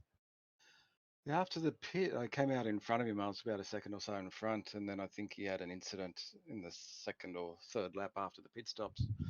And so I was pretty comfortable in front of him. I was just trying to catch Lewis, and I was imagining him sitting in the car going, I'm just cruising. I'll make Steve use all his tyres up and everything. But I just gave it a crack, mate, and was pretty happy with the way I drove, actually. Yeah, you ended up only just over a second behind him at the end, behind Lewis Wedding. Does that a slowly progressing gap kind of spur you on in a situation like that? Because it was only very late in the piece that Wedding started to respond. Do you start to feel like you might have been able to get him as the race went on? I had a feeling he was managing the gap, but I thought he might have been doing something funky with either fuel or tyres when he pitted early. So I just thought I'd make him keep going until the end. It nearly got him, but yeah, not good enough. Oh, that's all right. You were only off by a second in the very end, and for the first race of the series, that's a very impressive result. So congratulations on your second place tonight, Steve. Thanks, man. Good start. Another person with a good start tonight was Brendan Foley, third place this evening. Brenton, you were involved in the bit of the fracas at the very beginning of the race, but I want to ask you, what happens when a guy that you're chasing takes a pit stop that early on in the piece? Does that sort of jump into your mind and make you question what you're going to do later on in the race? Are you talking in relation to Lewis? Yes. I had the pit selected and ready to go, and my crew was ready when the safety car was out. And I decided that I probably wouldn't be able to get through the traffic fast enough. And I saw him dart in behind me, and I watched it, and I went, "That's a good move. I probably should have done it as well." And then I was really hoping he got caught up in traffic, and it took him a while to get through, but he did a Lewis Wedding job and managed to get through. And as soon as he was in clear air, he just put the laps down as he always does. So it was a really good drive by him. Yeah, so when you've got that in the back of your mind, does that change the way that you then drive the rest of that stint? I tried to be more aggressive. I battled with Xeris. I had a little bit of pace on him in some areas. He had pace on me. We're probably pretty even. My setup wasn't the greatest as the tires kind of went off. And then, yeah, I tried to get away a little bit because I knew Lewis would have been coming and he had seconds in hand with his pit stop and things like that. It just didn't really work out tonight. Unfortunate for you, but still a third place at the end of the night. Last year's series champion. Just do you feel a bit of extra weight having that number one on the side of the car, or is it just another day in Foley Land? It's just another day, but overall, I was really kind of disappointed with my drive tonight. Second stint, I was just making mistakes left, right, and center. I was pretty lucky to actually finish third, to be honest. Fair enough. I wouldn't say that's a harsh assessment. Well, sorry, I would say that's a bit of a harsh assessment, but still, third place is a good start to a campaign defense. Yeah, it's definitely better than DNF. I'll take podium. It's points in the bag. Fantastic. Congratulations on your third place tonight, and congratulations to all of our podium getters. Thanks very much, Michael. Thanks very much to all the top three guys who have come in for the interviews, as they always do, giving us a little bit of time at the back end of the broadcast to have a bit of a yak about what they've done for the night's work.